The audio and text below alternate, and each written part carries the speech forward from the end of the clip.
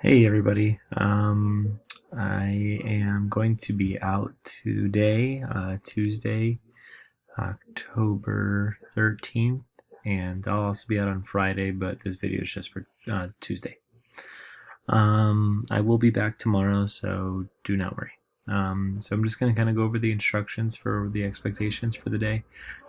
Just some general expectations for you while you're in class today, that you're staying focused on the assignment, that you're getting the work done that I'm asking you to, and that you're committing to the learning that you would do even if I was there. This is the first day of our new unit on tone and mood and atmosphere. And as a result, the first thing that I want you to do, if you watch this video before anything else, is pause this video and go watch that tone and mood video that's about 3 minutes long. It's just kind of a crash course on what tone and mood are. And I'll talk at length more about that on Wednesday in class, or in my video on Wednesday for you online learners.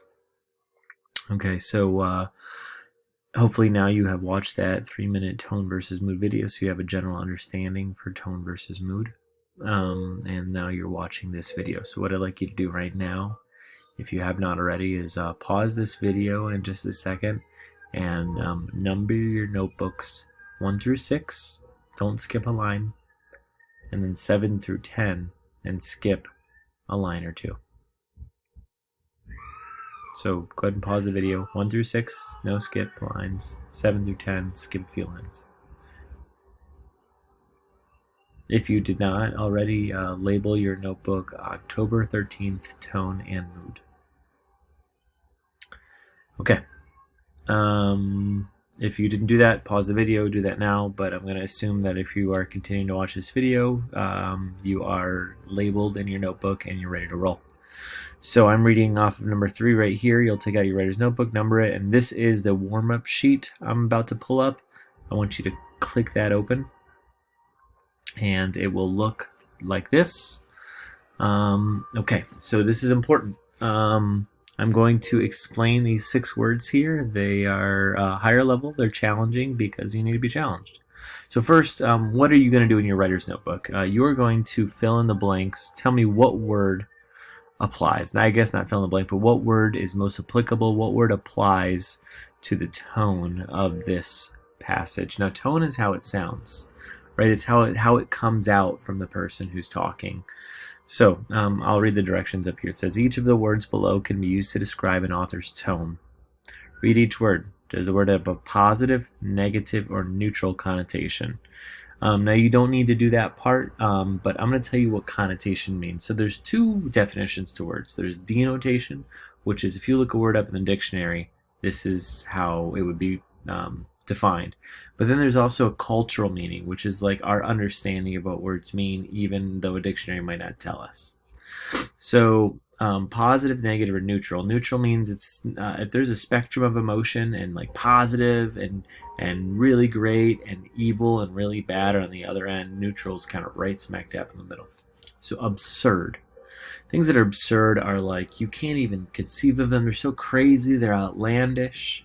And for me, I would argue that absurd usually has a negative connotation, but sometimes it can be neutral, especially if it's a comedy.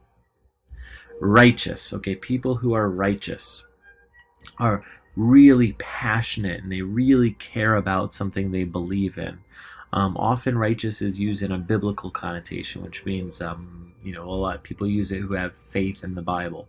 But also righteous could mean like you're really passionate about English, or you're really passionate about dance or biking, and you could be righteous supporter of that. So I would say that's a very positive connotation. The next is apologetic.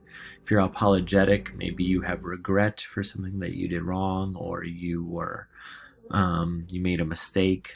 So apologetic, I would say maybe it comes from somewhere negative, but apologetic to me is more neutral, right? It's not positive, but if you're apologizing, then that itself is not negative. Skeptical is a great word for you to know. Okay, skeptical. I don't believe in ghosts. I'm a skeptic. I need proof before I determine if ghosts are real. So I certainly think that skeptical is a word that's probably negative, but again, skeptical just means that you are you reserve the right to not believe in something. Like if you don't believe in aliens, that would make you skeptical. If someone seems shady, you might be skeptical of them. Pretentious. Okay, people who are pretentious are they think that like everything is like everything needs to be perfect, and people who are pretentious also think like they're the best, that they're like the top and you can't get better than them. They're people who are full of themselves, maybe very cocky, confident, braggadocious. They brag a lot. And so pretentious, kind of negative. Now vindictive, our last word on here, vindictive. Vindictive means that you need to seek revenge. It means that you have to get someone back for what happened to you. So vindictive, yeah, that's a negative word, right? Now, like revenge isn't necessarily a bad thing depending on the context, but vindictive, that means like you need the revenge regardless of the circumstances. It definitely doesn't carry a positive connotation. So, how do you do this assignment, right? We've learned what these words mean. Now the tone. So we have to determine, do these passages sound like they're absurd or righteous or apologetic or skeptical? Now these are only going to be used once, and this is not going to be easy. If you're struggling, ask a friend. Don't ask him for the answer, but ask him to guide you. Like, hey, how is this supposed to sound? One really good tool is to read it out loud. So I'm going to just read number 1 for you. And tell me, how does it sound? I sleep well every night. I know that throughout the day I have just been in all of my interactions, and that I have done my small part to see that others are as well. Okay.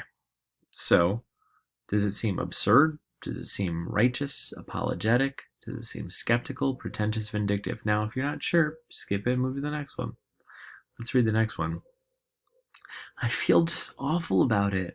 Really love it if you would let me make this up to you. That one's pretty obvious. Which word applies there? Next one.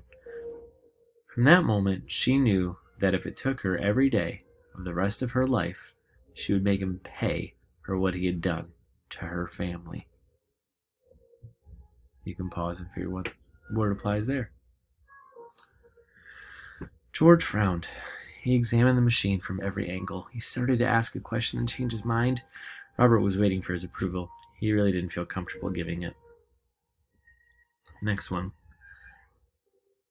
Ellie slipped on the designer dress and smoothed it over her hips. She studied herself in the mirror, turning this way and that, and finally facing her reflection, puckering her lips and blowing her reflection. A kiss. And then finally, number 6. As the car's square tires clunked along, we rose up and down the road, up and down, over and over again, posting down the road like we were riding a trotting horse. Alright, so your goal is to figure out which of these 6 words applies in this circumstance. Now, absurd, again, is like totally crazy, inconceivable. Righteous. You really are passionate about something. You really care for something. You stand up for what you believe in. Apologetic. You're apologizing. Skeptical. You're not so sure about something. Pretentious.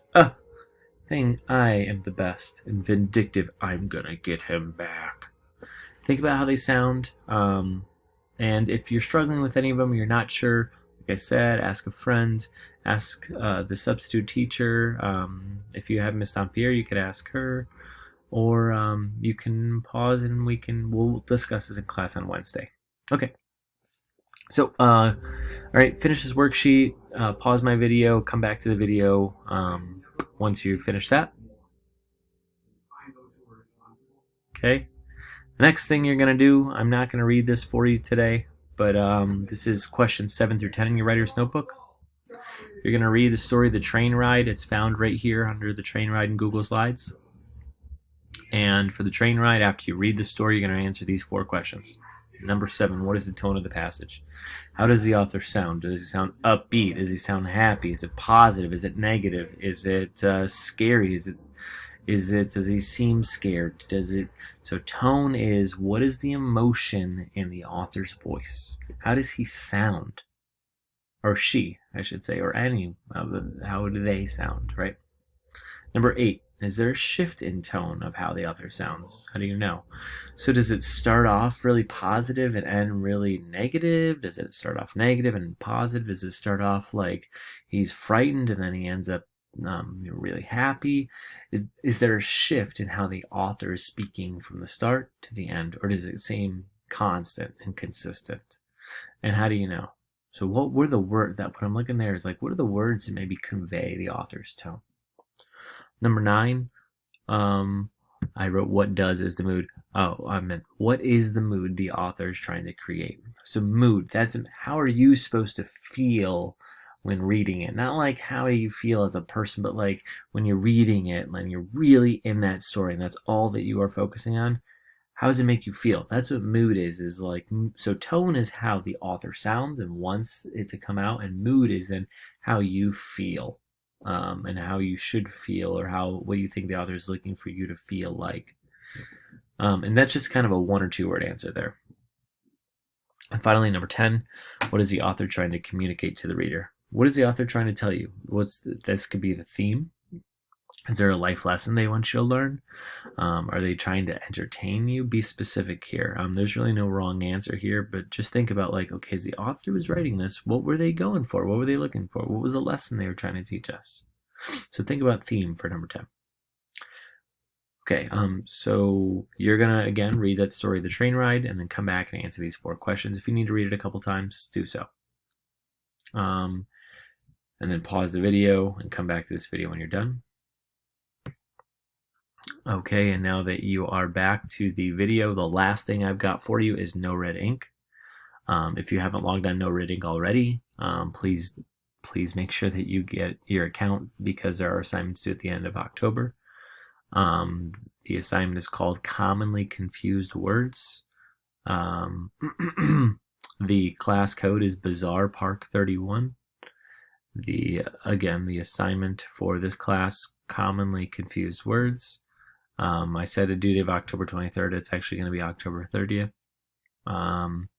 If you finish this and you want to move on to something else in no red ink, that can be extra credit. But yeah, I just wanted to put this out there that you certainly can do that. Alrighty. So again, these are the instructions. Watch tone mood video, do the 6-question warm up, read the story Train Ride, and then move on to no red ink. And I'll be with you on Wednesday. Have a great day. And if you are sending me an email, I don't know that I'm going to get that before this afternoon, but I will try to respond to you tonight. Okay, take care.